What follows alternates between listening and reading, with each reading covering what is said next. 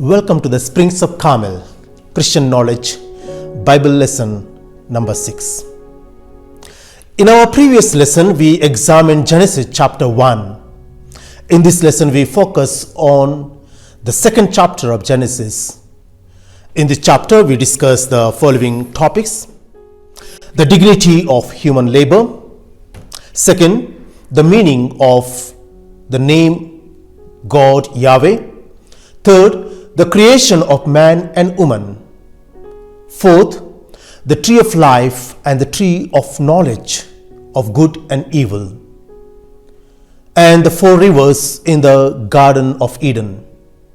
And finally, we discuss on the sacrament of marriage. Before I continue this lesson, my dear friends, I request you to subscribe this channel so as not to miss any of the lessons. If you want to refer to my previous lessons, you will see them in this YouTube channel. Let us begin our study. The second chapter of Genesis gives the second account of creation, and this account names the Creator Yahweh. Most English translations write Lord with capital letters for Yahweh. The name Yahweh carries the meaning that God alone has His being of Himself. That is, He is self-existent, and that He is the creator and source of life of all creatures and living things. In other words, Yahweh means He is and He causes to exist. This is His name that God revealed to Moses as recorded in chapter 3 of Exodus verse 14, I am who am. From the 5th century BC, in the time after the return from exile, in what we term as the Second Temple period, pronouncing the sacred name of Yahweh was forbidden out of reverence for God's holiness, except for liturgical purposes. During that time, the term Adonai, which means Lord, was commonly used instead of Yahweh. The second part of the verse 4 of second chapter of book of Genesis says that Yahweh first made the earth and heavens, but there were no plants nor herbs on earth. 2 reasons are given for that. First, God had not caused it to rain upon the earth. Everything happens in God's power. Rain was needed to sustain the plants. The second reason, there was no one to till the ground. Last chapter of the 5th verse. God always intended that man would participate in His work of creation. The second chapter of Genesis shows the significance of human labor. Any destruction of nature due to carelessness is sin. God's order in nature must be respected. Secondly, laziness is a sin. People sometimes misunderstand Genesis chapter 3:17, in which God punished Adam for his sin, saying, in toil you shall eat the fruits of the ground. The true meaning of which we will discuss when we reflect on the 3rd chapter. We should not conclude that man and woman had no work in the Garden of Eden. Please read verse 15 of chapter 2. God took the man and put him in the Garden of Eden to till it and keep it. According to chapter 2, to work was the first commandment that God gave them. To till it means to cultivate it, and to keep it means to maintain it in order and harmony. We all have the responsibility to preserve nature. Let this command of God sound loudly in our ears. St. Paul said that the one who does not work must not eat either, in 2 Thessalonians chapter 3:10. Let us now consider the verse 7. Then Yahweh God formed man, dust drawn from the clay, and breathed into his nostrils a breath of life, and man became alive with breath. This is a word picture comparing the creative act to that of potter making pots as he shapes the pots according to his mind. In Isaiah chapter 64 verse 8 we read, O Lord, you are our Father, we are the clay, and you are our potter, and all of us are the work of your hand. Psalm 139 praises the way God created us. It says, It was you who formed my innermost part and knit me in my mother's womb. Even my bones were known to you when I was being formed in secret, fashioned in the depths of the earth. Psalm 139, 13th and 15th verse. It is a wonderful expression of God's artistry in creating us, his masterpiece. The 7th verse of 2nd chapter says, God breathed into his nostrils a breath of life, and man became alive with breath. The first creation story explains that we are created in his image.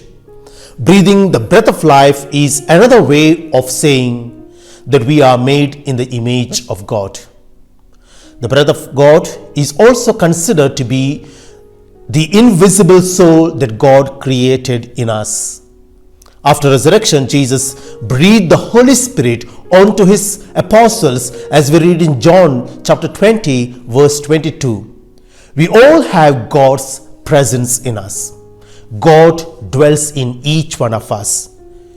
In the mystical teaching of St. John of the Cross, the true spirituality is explained in terms of finding God in us, and that is possible only when we are detached from everything that God created, that is from all creatures, and communicate to that God who stays in us, in each one of us, as the real essence of our being. St. Paul taught that we are the temples of the Holy Spirit in 1 Corinthians chapter 6 verse 19. The verses 8 and 9 of the 2nd chapter describe the dwelling place of the first man. It was not a palace but a garden. The more we simplify our lives and the less we seek to gratify our pride with luxury and material possessions, the nearer we approach innocence. Nature is satisfied with little, and with that which is most natural, grace with less. But pride drives lust. It craves everything and is content with nothing. We read, the garden was adorned with every tree pleasing to the sight, and enriched with every tree that yielded fruit, beautiful to look at and good for food. God was a tender father, desired not only man's profit but also his pleasure. For there is pleasure in innocence. More correctly, there is true pleasure only in innocence. Apart from the beauty of the garden, notice its two other significant features. Verse 9 says, one feature was that there were two particular trees, the tree of life in the midst of the garden, of which man might eat and live, and the other tree is the tree of knowledge of good and evil, of which man may not eat. Verse 14 records that Yahweh forbade them to eat of this tree, warning them that if they did, they would suffer death the same day. The second significant feature is that there were 4 rivers that were watering the garden, and this is described in verses 10 to 14.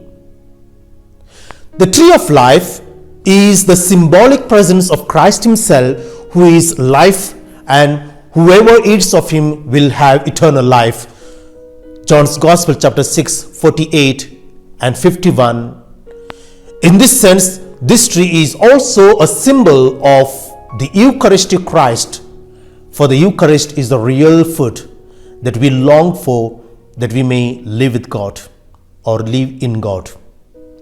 Also, from Christian theological point of view, the four rivers watering the garden can be understood as the life-giving Holy Spirit. Prophet Ezekiel wrote that the living water is the Spirit of God, and we recall that Jesus promised it to the Samaritan woman at the well. In the vision of John in Revelation, we read, "Then he showed me the river of life, clear as crystal, gushing from the throne of God and of the Lamb. In the middle of the city, on both sides of the river, are the trees of life, producing fruits 12 times, once each month, the leaves of which are for healing the nation." In Revelation chapter 22, 1 to 2. We will learn more about this in the following lessons. What does eating of the tree of the knowledge of good and evil suggest? There was a direct revelation of God's will and command, so that by it man might freely choose between moral good, that is obedience to God, and evil, that is disobedience to God. What was good in that context? It was good to obey God's command not to eat of that tree. What was evil? It was evil to disobey God's command to not to eat of that tree. Verse 15 and 16 explain the command not to eat the fruit of the tree of the knowledge of good and evil. Man had freedom to exercise his will as he was created in God's image. There are four faculties that make a man different from animals: will, freedom, love, and reason. God's command was given to make him aware of his free will. Verses 18 to 25 explain the sacredness of marriage. This section begins with the reflection of God. "It is not good for man to be alone. I will give him a helper who will be like him." Helper is not in the sense of subordinate person, but a fitting partner to fulfill the purpose of God, to till and to keep the earth. It must be noted here that God does not immediately create woman, but rather he brings all animals to man so that he can name them. Naming was just part of his work to till and to keep the ground, but also it is a way of teaching man that there was no suitable companion for him in creation other than his God-given helpmate, bone of his bone and flesh of his flesh. Man was busy naming animals, yet he was lonely. That shows the inherent human need for love and companionship between husband and wife. In spite of our particular responsibilities and tasks in earning a living and caring for the family, we must not fail to take the time to develop and express love in our family. God caused a deep sleep to him. Causing that deep sleep in man, God showed the divine mystery of God bringing together man and woman in the sacrament of marriage. Man was created out of dust, and to dust he will return. This is called death. Woman was taken out of man, and to man she will return. This is called marriage. In this sense, marriage is a symbolic death, where man can no longer live for himself alone, and woman can no longer live for herself alone. They are no longer two, but one in unity. They are recreated as one. Most marriages sadly fail today due to the selfishness of egotism. Verses 21 and 22 explain that God created woman from a rib taken from man. Rib is not only close to the heart, an organ with much spiritual connotation, it is also bone, and bone gives strength and support to the flesh. Man and woman give strength and support to each other. Seeing the woman, men appreciated her as bone of my bone, flesh of my flesh, a perfect complement to his spirit and nature. the marriage bond is so sacred that at the very beginning of creation, God decided that man and woman should live as husband and wife. Verse 24 was quoted by Jesus in Matthew's Gospel, chapter 19, verse 5. That is why man leaves his father and mother and is attached to his wife, and with her become one flesh. Here Jesus affirmed the intention that God had from the beginning regarding the sacredness of marriage. The church honors the marriage as holy and sacrament. St. Paul compared the relationship of husband and wife to the relationship between Christ and the church. The church is the body of Christ and Christ is its head. Similarly, the husband is the head of the union formed in the sacrament of marriage. Please refer to the Ephesians chapter 5, 21 following. Now, let me take you back to the verse 18 of Genesis of chapter 2. It is not good for man to be alone. God as Father, Son and Holy Spirit form a community of love. God does not like loneliness. It is not good to be alone and without love. So God created a suitable partner for man. But the perfect lover is God, and we were created to love God. So the earthly union between man and woman is surpassed in eternity by a spousal union with the Creator. Ultimately, it is God who is our real and right partner. As Father and Son and Holy Spirit are one because of their love, love must make husband and wife not two but one. Our love must also grow beyond love for husband and wife and must make us one with God. It is in the family we learn what love is, but it is in God's company that we learn how to journey to the ultimate love. The Bible begins with the marriage between man and woman and ends with the marriage between Christ and the church that is revealed in chapter 21 and 22nd of book of Revelation. Marriage on earth is analogy for our spiritual relationship with God. Since we are created for God, we will remain restless until we experience complete fulfillment in God. Chapter 3 to 11 of Genesis give us important lessons for life and of what sin can do in us. Sin is distortion of God's plan and the failure to achieve the fullness of our human nature. Jesus said he wanted us to have life in all its fullness, as we read in John's Gospel chapter 10 verse 10. In our following lessons, we will learn important lessons about sin and its consequences. Before I conclude this session, I would like to remind you of what we learned in the first and the second chapter. First, we are created in the image and likeness of God. That means we have original goodness in us. In our relationship with God, therefore, it is better that we focus on the love of God and His grace by which we are made good sons and daughters of God and temples of the Holy Spirit. Christian anthropology, therefore, must focus on the positive pursuit of holiness rather than on human failures through sin. We need to focus on developing a loving relationship with God, which deters us from offending and grieving Him by sinning, nor the other way around, where we focus on sin so much that we abandon hope of salvation, living in constant guilt and fear and estranging ourselves from God.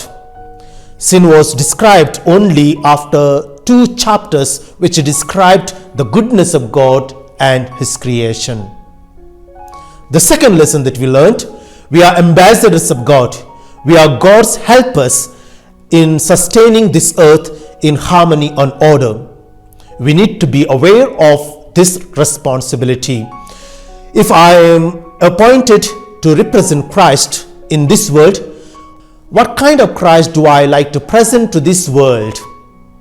This responsibility calls me to conduct myself according to Christ's teachings so that I may gain eternal life and refrain from scandalizing others, bearing a counter witness to my own call. The third lesson we learned, I am breathing the breath of life. Therefore, if I am not connected to God, I am spiritually dead. And the fourth lesson, if God admired His creation, I must learn to appreciate God's goodness in His creation. All that God created is good, and God is the ultimate end of my life, and so must be detached from the things of the world, such that I place God first before all things and persons. God is my ultimate destiny and eternal attachment. The fifth lesson that we learned, since God is Trinity, God's unconditional love is an ideal example to imitate in expressing my love for my family. My family is important. I must commit myself to my sacrament of marriage, but at the same time, my love for family must not be selfish. I must ultimately consider that everything that God created is part of my family, and every one of us are forming wonderful family for God. We are called to love one another. Friends, I will meet you in the next session to discuss the fall, original sin, and salvation that God promised us. To get regular lessons, please press the subscribe button. And if you would like to have the notification when I post my videos, you may press the bell icon as well. May God bless you. Glory be to the Father, and to the Son, and to the Holy Spirit. Amen.